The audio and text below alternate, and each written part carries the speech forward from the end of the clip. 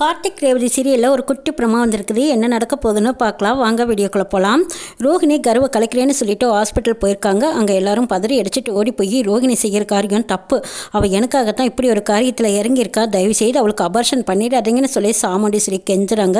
அப்போ டாக்டர் அம்மா சொல்கிறாங்க, என்னம்மா இது உங்களுக்கோட உயிருக்கு ஆபத்துன்னு சொல்லித்தானே உங்கள் பொண்ணு வந்து அழுதாங்க, அதுவும் அவங்க இந்த அபார்ஷன் பண்ணிக்கலைன்னா தானும் செத்துடுவேன்னு சொன்னாங்க, அதனால தாங்க நாங்கள் இந்த ஒரு முடிவுக்கு வந்தோன்னு சொல்கிறாங்க டாக்டர் அம்மா. இது கேட்ட சாமுண்டீஸ்வரி, இல்லை டாக்டர், நான் தான் தப்பு பண்ணிட்டேன், என் பொண்ணை புரிஞ்சுக்காம அவள் வயிற்றில் வளர்கிற குழந்தைனால தான் எனக்கு என் குடும்பத்துக்கும் பிரச்சனை இருக்குன்னு நான் நினச்சிட்டு அவளை மனசு காயப்படும்படி பேசிட்டேன், தயவுசெய்து என்னையும் மன்னிச்சிடுங்க, என் பொண்ணுக்கு எந்த ஆப்ரேஷன் பண்ணிடாதீங்க, அவளை நல்லபடியாக நான் வீட்டுக்கு கூட்டிகிட்டு போனால் அந்த வாரிசு எங்கள் குடும்பத்துக்கு வளரணும் வேணும்னு சொல்லி ஆசாசியாக கேட்குறாங்க சாமுண்டீஸ்வரி. இதெல்லாம் அங்கேருந்து அத்தனை பேரும் பார்த்துட்டு அப்பாடா எப்படியோ சாமுண்டீஸ்வரியோட மனசு மாறிடுச்சு, இப்போவாது அவளுக்கு குழந்தை வேணுங்கிற ஒரு ஆசை வந்தது, அது வரைக்கும் சந்தோஷம் நினச்சிட்டு இருக்காங்க. அப்போ ரோஹிணி இன்னும் மயக்கத்திலேயே இருக்காங்க. அப்போ கார்த்தி போய் மயில் வாகனத்துக்கிட்ட சமாதானம் பண்ணுறாங்க. இதை பாருங்கள், நல்ல வேலை சகல கரெக்டான நேரத்தில் வந்து நம்ம ரோஹிணியை காப்பாற்றிட்டோம், இனிமேல் எந்த ஆபத்தும் இல்லை, உங்கள் குழந்தை உங்களுக்கு கிடைக்க போகுது, சந்தோஷத்தில் இருங்க அப்படின்னு சொல்கிறாங்க மயில் வாகனம். இதையெல்லாம் பார்த்துக்கிட்டு இருக்கிறாங்க ரோஹிணி. ஓஹோ, குழந்தைன்னா அவ்வளோ ஆசையோ, மயில்வாகன மாமாவுக்கு மட்டும்தான் நீ இவ்வளோ கிளாஸ் இருப்பியா, ஏன் நமக்குன்னு ஒரு குழந்தை பிறந்தா எவ்வளோ நல்லா இருக்கும், அதை பற்றி நீ யோசிக்கவே மாட்டேங்கிறியா அப்படின்னு சொல்லி ரேவதி கேட்குறாங்க. அதுக்கு கார்த்தி சொல்கிறாங்க, எனக்குன்னு ஒரு குழந்தைய நான் யோசிக்காமல் இருப்பேனா, அதெல்லாம் உங்ககிட்ட நேரம் வரும்போது பேசுகிறேன் அப்படின்னு சொல்லிட்டு போகிறாங்க கார்த்தி. இதையெல்லாம் கேட்டு ரேவதி, ஓ அப்படின்னா ஓ மனசுலேயும் குழந்தை ஆசை இருக்கா, சரி சரி எப்படியோ அக்கா குழந்தை நல்லபடியாக பிறக்கட்டும், அதுக்கப்புறம் நம்மளோட குழந்தை தான் அப்படின்னு சொல்கிறாங்க, அதுவும் நடக்கும் அப்படின்ட்டு போகிறாங்க கார்த்தி. இந்த பக்கம் மயில் வாகனம், அப்பாடா ஏதோ ஒரு கடவுள் புண்ணியத்தால் இப்போ ரோஹிணிக்கு எந்த அபார்ஷனும் நடக்கலை, இந்த குழந்தைய நல்லபடியாக வளர்த்தலான்னு அத்தையும் சொல்லிட்டாங்க, இனிமேல் எந்த பிரச்சனையும் இல்லை அப்படிங்கிற ஒரு நம்பிக்கையோட ஆசையோடும் ரோஹிணியை போய் பார்க்குறாங்க மயில் வாகனம். ரோஹிணிக்கு அப்போ தான் கொஞ்சம் கொஞ்சம் மயக்கம் தெரியுது. தெரிஞ்சதுக்கப்புறம் ரோஹிணி பார்க்குறாங்க, ஐயோ என்னை மன்னிச்சிடுங்க, நான் தெரியாமல் இப்படி ஒரு காரியத்தை பண்ணிட்டேன், உங்களுக்கு தெரிஞ்சால் நிச்சயமாக இதுக்கு நீங்கள் அனுமதிக்க மாட்டீங்கன்னு தெரிஞ்சுதான் நான் வந்து டாக்டர் மகிட்ட கெஞ்சி அபார்ஷன் பண்ணிக்கிட்டேன்னு சொல்கிறாங்க. அப்போ மயில் வாகனம் சொல்கிறாங்க, ரோஹிணி உனக்கு எந்த அபார்ஷனும் நடக்கலை, நல்ல வேலை சகலை இந்த இடத்துக்கு கூட்டிகிட்டு வந்து உன்னை கண்டுபிடிச்சிட்டோம், நீ இந்த ஆஸ்பத்திரிக்கு வருவேன்னு நாங்களும் எதிர்பார்க்கல, ஆனால் எப்படியோ ஜோசியர்கிட்டையும் உண்மையை வாங்கிட்டு திரும்ப நீ இப்படி ஒரு முடிவுக்கு வந்துட்டியேன்னு நினச்சி பதறி போய் எல்லாரும் ஓடி வந்திருக்கோம், ஆரம்பிக்கிறதுக்கு முன்னாடியே நாங்கள் உன்னையும் குழந்தையும் காப்பாற்றிட்டோம், இனிமேல் நமக்கு எந்த கவலையும் இல்லை, அத்தையும் இந்த குழந்தைய ஏற்றுக்கிட்டாங்கங்கிறாங்க மயில் வாகனம். இதை கேட்ட ரோஹிணி சந்தோஷப்படுறாங்க, எங்கள் அம்மா ஏற்றுக்கிட்டாங்களா, அப்போ இந்த குழந்தைனால எங்கள் குடும்பத்துக்கும் அம்மாவுக்கும் எந்த ஆபத்தும் இல்லையான்னு கேட்குறாங்க. எந்த ஆபத்துமே இல்லை, இந்த குழந்தை பிறக்க போகிற நேரம் தான் நமக்கும் நல்லாயிருக்கும், அத்தையோட குடும்பத்துக்கும் நல்லா இருக்குன்னு ஜோசியர் சொல்லிட்டார் தெரியுமா, வேறொரு பொண்ணு மூலமாக தான் உன்னோட ஜாதகத்தை கொடுத்து பார்த்தோம், அப்போ ஜோசியர் புட்டு வச்சார், எல்லா உண்மையும் சரியாக போச்சு, ஆனால் நம்ம வீட்டுக்கு அவர் சொல்ல வந்தபோது அந்த சிவனாண்டி முத்துவேலும் மிரட்டி அனுப்பிச்சிருக்காங்க, அவங்க மிரட்டலுக்கு பயந்து தான் நம்ம குழந்தைய பற்றி கலைக்க சொல்லி அவள் தப்பாக ஜோசின்னு சொல்லிட்டு போயிட்டான்னு சொல்கிறாங்க மயில்வாகனம். இது கேட்டு ரோஹிணி அதிர்ச்சி அடைகிறாங்க, என்னங்க சொல்கிறீங்க, இதெல்லாம் உண்மையாங்கிறாங்க. ஆமாம் ரோஹிணி, அப்படி தான் நடந்தது, நீ வேணாலும் அத்தையை வந்து கேளு அப்படின்னு சொல்கிறாங்க. அப்போ சாமுண்டீஸ்வரி வந்ததும் ரோஹிணி கிட்ட மன்னிப்பு கேட்குறாங்க, என்னை மன்னிச்சிடு ரோஹிணி, எனக்காக நீ எந்த அளவுக்கு ஒரு காரியத்துக்கு போயிருக்க, இவ்வளோ தூரம் துணிஞ்சிட்டியடி அப்படின்னு சொல்லி கேட்கும்போது, ஆமாம்மா எனக்கு என் குழந்தை முக்கியமா நீங்கள் முக்கியமானு பார்க்கும்போது எனக்கு நீங்கள் தாமா முக்கியங்கிறாங்க ரோஹிணி. இதை கேட்டதும் கட்டி பிடிச்சி அழுகிறாங்க சாமுண்டீஸ்வரி.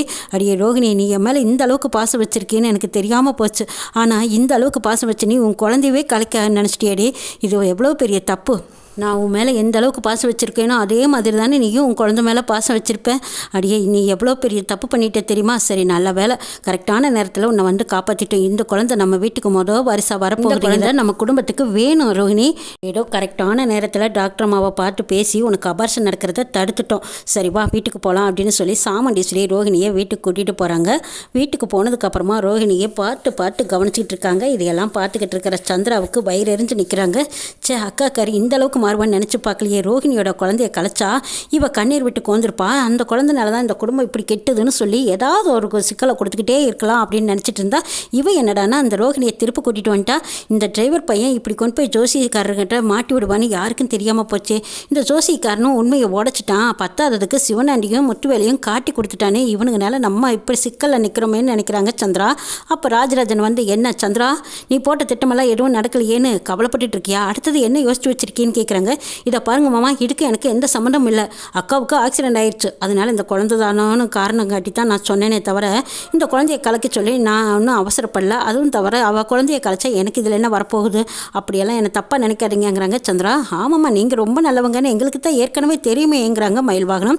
இது கேட்ட சந்திரா திரும்ப இங்கே பாரு என்கிட்ட மோதிக்கிட்டே இருக்காத, நீ என்னை முறவாசல் செய்ய வச்ச, திரும்பவும் என்னை மரியாதை இல்லாமல் பேசிகிட்டு இருக்க, ஓன் பொண்டாட்டி என்னையே எடுத்து பேசிகிட்டு இருக்கா, ரேவதி என்னடானா நான் என் புருஷங்கூட வாழலை, எனக்கு எனக்கு குழந்தை இல்லைங்கிறத குத்தி காட்டி பேசிகிட்டு இருக்கா. இப்படியே ஆளாளுக்கு என்ன இலக்காரமாக பேசிகிட்டு இருக்கீங்களா? அக்கா இங்கே பாருக்கா, நான் இந்த வீட்டில் இருக்கிறதுக்கு காரணமே உனக்காகத்தான் இருக்கேன். எல்லாரும் ஒன்று சேர்ந்துக்கிட்டு என்னை இப்படி ஓரங்கட்டி பேசுகிறாங்களேக்கா, இதை நீ என்னன்னு கேட்க மாட்டேங்கிறாங்க. இதா பார் சந்திரா, நான் ஏன் நினச்சதை விடவே நீ தான் அந்த குழந்தைய கலைக்க சொல்லி அதிகமாக தூண்டி விட்டுக்கிட்டே இருந்தேன். அது பெரிய தப்பு இல்லவா? இவ்வளோ வருஷத்துக்கு அப்புறம் ரோஹிணிக்கு குழந்தை கிடச்சிருக்கு. நானே ஏதாவது சொன்னாலும் நீ என்ன சொல்லியிருக்கணும்? வேண்டாக்கா, யோசிச்சு பார்க்கலாம் அப்படின்னு நீ சமாதானம் பண்ணியிருக்கணும். நீ அப்படியா பண்ணின? என்னையே தூண்டி விட்டியே. சீக்கிரமாக அந்த குழந்தைய கழிச்சா தான் குடும்பத்துக்கு நல்லா இருக்கணும். ஆமாம், நீயும் நானும் போகும்போது கரெக்டாக எனக்கு ஆக்சிடென்ட் ஆனபோது எனக்கு மட்டும் எப்படி அடிபட்டதுன்னு திருப்பி கேட்குறாங்க. அதுக்கு சந்திரா திருன்னு முழிக்கிறாங்க. ஐயோ என்னக்கா இது, நீ தானே கார் ஓட்டிட்டு வந்த, முன்னாடி உட்காந்துருக்கிறவங்களுக்கு தாங்க அடிக்கும். எப்படிக்கா இப்படி என் மேலே சந்தேகப்பட்டுட்டியே? ஐயோ அக்கா, உன் காலையே சுற்றிக்கிட்டு இருக்கிற என்ன போய் நீ சந்தேகப்பட்டுட்டியே? உனக்காகத்தானே நான் என் புருஷனையே விட்டு பிரிஞ்சிருக்கக்கா. நீ இப்படியெல்லாம் என்னை சந்தேகப்படுறது தப்புக்கா அப்படின்னு சந்திரா சொல்லவும், சரி சந்திரா, இது வரைக்கும் போனதெல்லாம் போகட்டும். நீ எப்பவும் எனக்கு நம்பிக்கையாக இருப்பேன்னு எனக்கு நல்லா தெரியும் சந்திரா. நீ ஒன்றும் கவலைப்படாத. சரி, இவங்கெல்லாம் பேசுகிறது இருக்கட்டும். நம்ம ரோஹிணிக்கு நல்ல நாள் பார்த்து வளகாப்பு நடத்திடலாங்கிறாங்க சாமுண்டேஸ்வரி. இது கேட்ட சந்திரா, ஓஹோ, இன்னும் வளகாப்பு வரைக்கும் போயிட்டியா?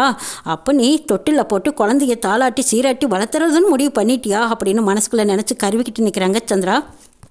சாமுண்டேஸ்வரி மயில் வாங்கினதுக்கிட்டையும் காட்டுக்கிட்டையும் சொல்கிறாங்க. சரி, அடுத்து என்ன வேலையாகணுமோ அதை பாருங்கள். தாய்வழியில் கொடுக்குற மருந்து கொடுத்துட்டு அடுத்தது வளகாப்பை வச்சிடலான்னு சாமுண்டேஸ்வரி முடிவு பண்ணுறாங்க.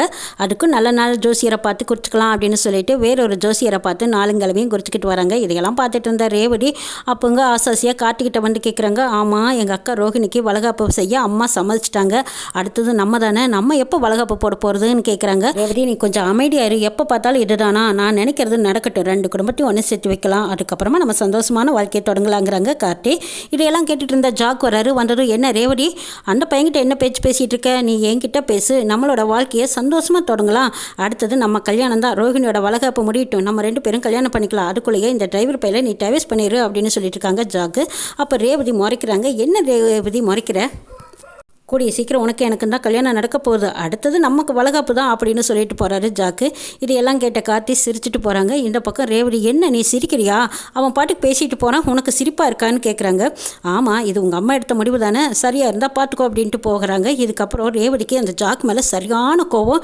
இதை பார், என் முன்னாடி வந்து நின்ன பல்லுக்களெல்லாம் தட்டிடுவோம், ஒழுங்கு மரியாதையை ஓடிடு அப்படின்னு சொல்லி ரேவதி மிரட்டிட்டு இருக்காங்க. இந்த பக்கம் ரேவதி கார்த்திவே நினச்சிட்டு அப்படி லேசாக கண்ணாசந்துடுறாங்க. தூங்குற கனவுல ரேவதிக்கு 2 குழந்தை பிறக்கிற மாதிரியும் குழந்தைங்க 2 பேரும் காட்டிவே சுற்றி வர மாதிரியும் கனவு காங்குறாங்க ரேவதி. வெளியில் போன கார்த்தி திரும்ப வரும்போது ஒரு ஆதாரத்தோடு வந்துட்டு இருக்காங்க. வந்ததும் மயில் வாகனத்துக்கிட்ட ஆதாரத்தை காட்டுறாங்க. இங்கே பார்த்தீங்களா, சின்னத்தையும் சிவனாண்டியும் பேசிகிட்டு இருக்காங்கன்னு சொல்லி காட்டுறாங்க. இதை கேட்ட மயில் வாகனம், பார்த்தீங்களா, இவங்க 2 பேரும் சேர்ந்து கூட்டணி போட்டுக்கிட்டு தான் இந்த குடும்பத்தை கலைக்க பார்க்குறாங்க. இதில் ஏன் குழந்தையவே கலைக்க பார்த்துருக்காங்கன்னு சின்ன வேலைக்காரியா, இதை நம்ம எப்படியும் அத்தைக்கிட்ட நிரூபித்து காட்டணும் அப்படின்னு சொல்லிட்டு மயில் வாகனம் அந்த ஃபோனை எடுத்துகிட்டு போய், சகலை நீங்கள் என்ன சொன்னாலும் சரி, நான் இதுக்கு மேலேயும் அமைதியாக இருக்க மாட்டேன்.